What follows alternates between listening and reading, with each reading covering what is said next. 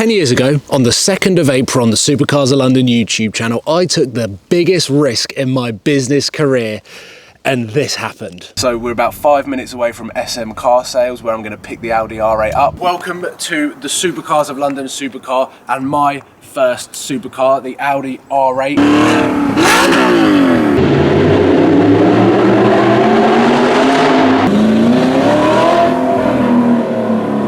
I've got my first supercar!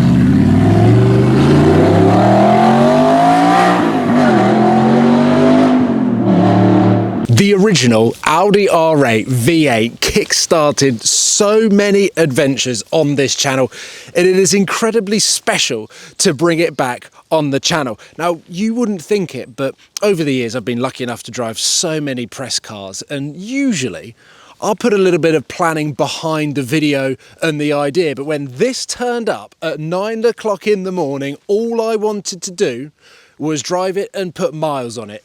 And it is horrendous weather, and I do have a V10 Audi R8 at home waiting to be driven, but just the feeling of getting back into a car, and when you turn that key and you hear that 4.2 litre start-up, the smiles, the nostalgia, which is going to be a key word for this video, all kicked back into play. So whilst it probably would have been quite nice to have had the R8 V10 next to this car and started the video in that way, I was just too eager to get behind the wheel of this car.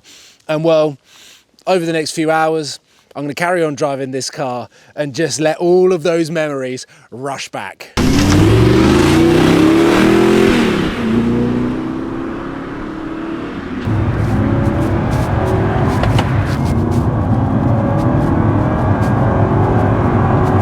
I mean, how therapeutic is that? How nostalgic is that? How nostalgic is this GoPro angle? I've resorted back to the OG R8 angle that I used to use all the time when I had my original car 10 years ago, when I was 23 years old. And no matter how many smiles the V10 has put on my face, and no matter how many miles I've done in the V10, how enjoyable that car is, there is something so special about the V8 that when welded together with all of the other components and the entire configuration that you get in the original, the authentic, I'm trying to think of that final word, just the car that Audi designed and originally wanted to build before the V10 was introduced. Here in its simplistic and purest form, the 4.2 litre V8 R8 from 2007. Right, ladies and gentlemen, I think we have a lazy windscreen wiper. This is moving slower. Watch it fight. Oh my God. We are in a car that is 17 years old, but I wasn't expecting mechanical flaws in it. With a quick fix. Oh, I think I fixed it.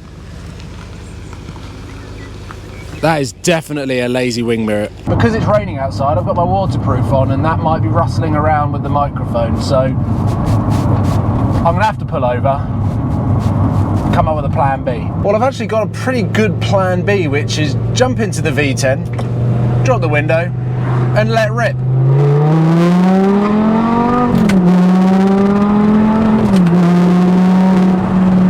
Which is highly therapeutic.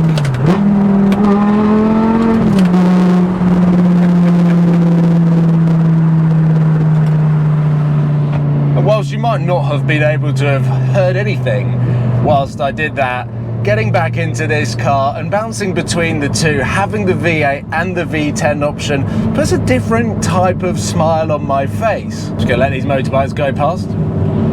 Quite a few of them actually. They're obviously out on a ride, and then there's a lorry here blocking that lane, so it's a little bit of a flurry. More motorbikes here.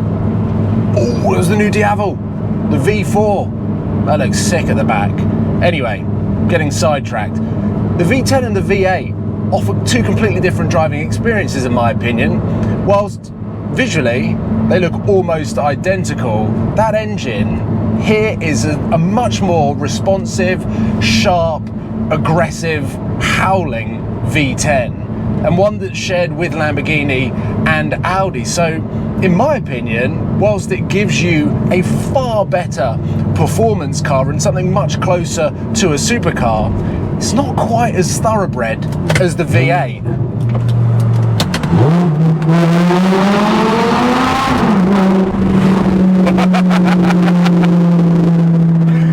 But you can never get bored of that.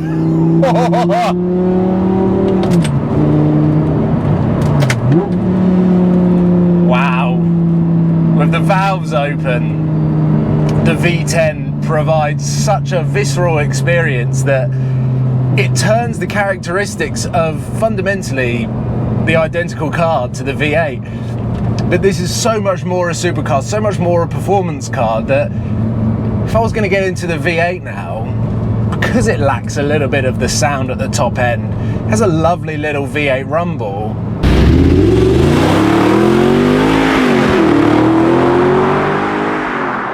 It's much more of a GT car. It's much more of a daily supercar, as Audi set it out to be. So the thoroughbredness of the original V8 holds a really strong place in my heart.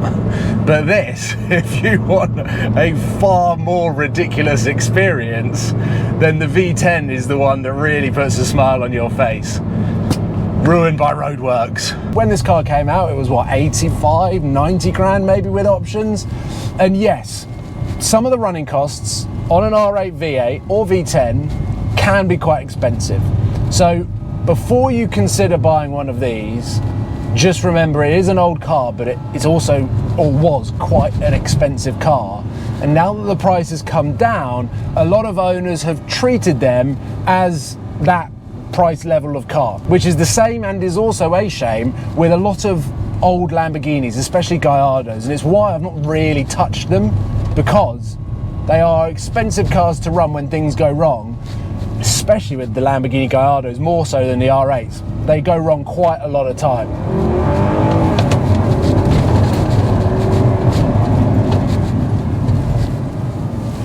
But I mean, it's smooth through the steering. It's a lovely feel. The car feels planted. The Quattro system works phenomenally. The gearbox is incredible. And it is not the best road to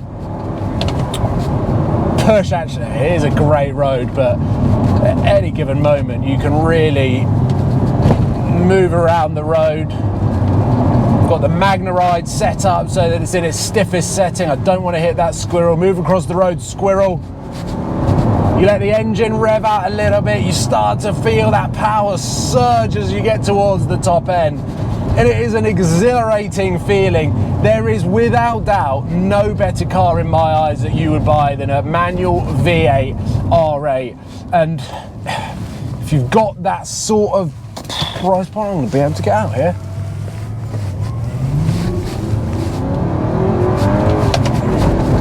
Oh!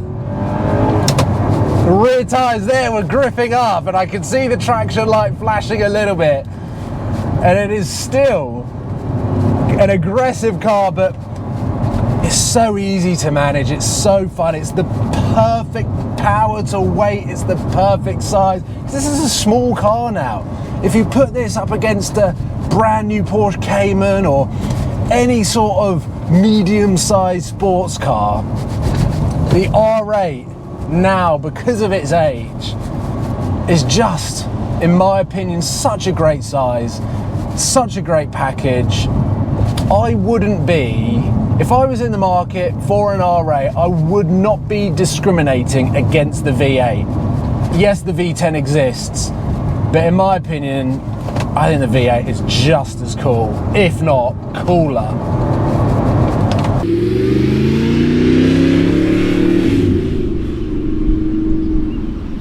Now, I know I might be biased and maybe my opinion is a bit skewed because I've got so many memories with the R8, but I've driven my fair share of variants. I've absolutely loved every single one, and it's very difficult to find a flaw in the Audi R8 from 2007 all the way up to 2023, which I believe was when the last car rolled off the production line. It might have been at the beginning of this year, but for argument's sake, let's say the production line lasted 16 years. And we've got the R8 GT that I've yet to test, which I'm very excited about driving, and I think Audi are going to let me loose in that car very, very soon. But I am biased in what the R8 can do to me in the way that it pulls on my heartstrings. But the memories that I have in it and the faultless driving experiences and miles that I've done over the years in all sorts of different variations, and having this car come back and sit on my driveway next to the V10, which again was an accident. I didn't really think I was going to be buying a V10. I really wanted the V8. The elegance and class of the 4.2 litre and the way that I have become attached to this example. It's almost like it doesn't matter whether it was my first supercar or whether it's the Audi press fleet car. What that means is every single V8 R8 with a manual gearbox that is on Auto Trader will probably do the same thing to me as this car has done and my original first R8 did to me, and how it brings back so many fond memories and is just such an epic driver's car that I don't think there is a better package out there. For the price that you're getting, there isn't a better car out there. And whilst I have modernised my V10 and I love the fact that it's got Apple CarPlay, because the miles that I've done in this have tested me without using the nav and having to use my phone for the Apple CarPlay and then trying it's just...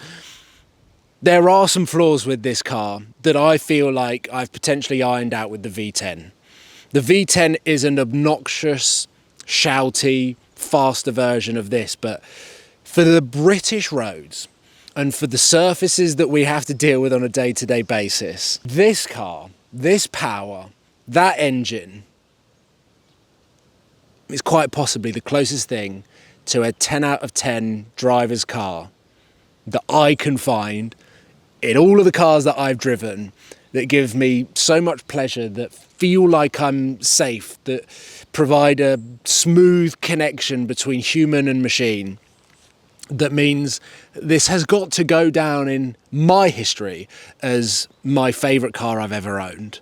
And I get so many questions asking what is the best car that I've ever owned. And so many of you, when I do get to see you, wherever it is, when we talk about the original R8 and what that means to you guys and that period of life that you might have been living through whilst I collected it and owned it and road tripped it across Europe, and what that car did for me in the way that it set up the YouTube channel and the importance of this particular car, it would just seem crazy to me to not try and find a car that I can buy and never sell, which was my original plan at the beginning of last year, but I bought a V10.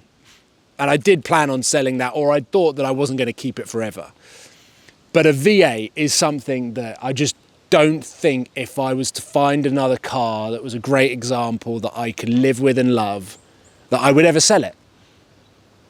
And I think this is just the coolest experience to do a full circle, bring back so many memories, and reshare my love for not just the Audi R8, but for the V8 R8. And I'll leave the video there. And hopefully I've done this car justice, and driving it back to back with my V10 has opened my eyes. It makes me love the V10 for what it is, but makes me realise that this is the car for me. And I've